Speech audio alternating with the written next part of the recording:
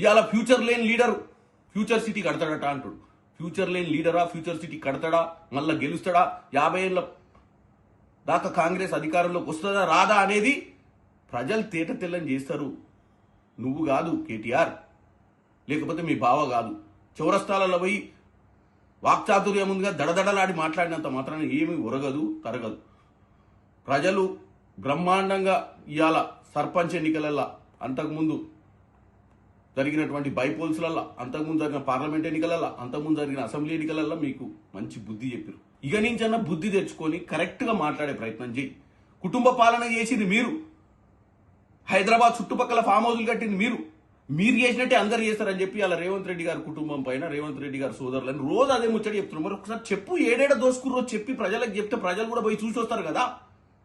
ఉట్టిగానే మాట్లాడితే ఎట్లా, కాగితాలు లేకుండా? నీకు ఛాలెంజ్ చేస్తున్నా, అబద్ధాలు మాట్లాడకు, భావను మించిపోయేటట్టుగా డ్రామాలు చేయకు. నువ్వు వీలైనంత మటుకు కన్స్ట్రక్టివ్గా మాట్లాడు.